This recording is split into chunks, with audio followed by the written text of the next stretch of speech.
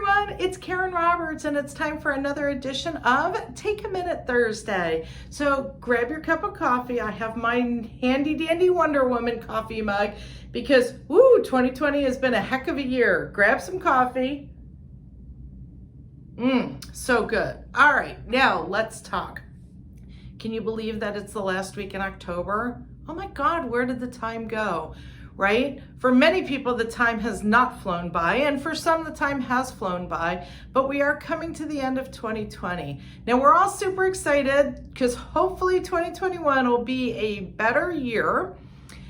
But in the meantime, let's talk about some of those year-end planning tips that you should be doing to finish out 2020. When Congress passed the CARES Act back in the spring, they made some changes to what you're allowed to do for year's end. So I want to share those changes with you. Today we're going to talk about the charitable changes because there are a lot of them. So if you are charitably inclined, and if you're not, why aren't you? But if you are, today 96% of all people no longer itemize deductions, right? That's Schedule A that we all used to do to deduct our home interest, deduct our charities. We don't do that anymore because the standard deduction went up under the Trump tax laws.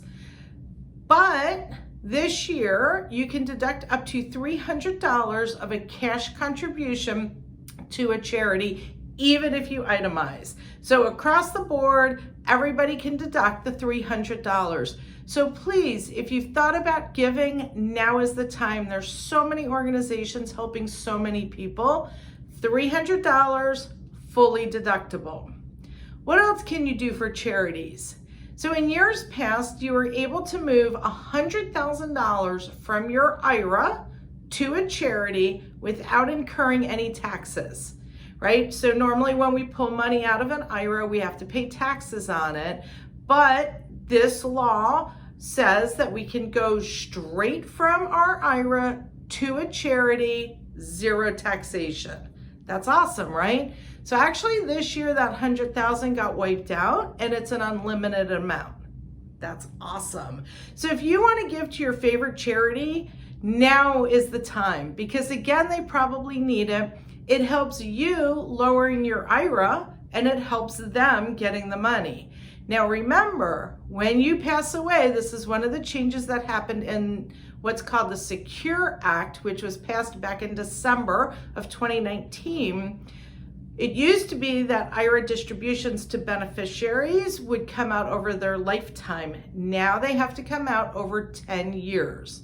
So again, if you're planning to give to a charity, give it from your IRA, give it today because you can give a lot more than you used to be able to without incurring any taxes. Now, I think that we all should pay our fair share of taxes, but we shouldn't pay any more than is absolutely and legally necessary.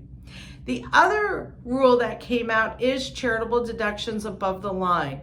So it used to be that you could only deduct up to 60% of your AGI for a charitable deduction. Well, guess what? That got wiped out too. And now you can deduct up to 100% of your AGI. Anything over that AGI amount will get carried forward in the coming years. So lots and lots of ways to give to charity as we do our year-end planning. If you haven't taken your required minimum distribution this year, maybe give it to a charity if you don't need it. If you're not spending it, give it to a charity. I know that they would appreciate it. Charities today are helping people pay rent, food, so many things, especially from those of us that lost jobs due to COVID and can't find new jobs. So again, if you're charitable minded, give us a call here. Just call me, Karen Roberts. Contact information is below. And if you've missed any of our series on Take a Minute Thursdays, please feel free to visit our YouTube channel at Emerald Financial Group and see all of our Take a Minute Thursdays, get educated, but really give us a call today if you're charitably inclined and figuring out ways to give to charity that benefit not just the charity, but you also. So thanks everyone. Enjoy your coffee, enjoy your Take a Minute Thursday, and I'll see you next week. Bye.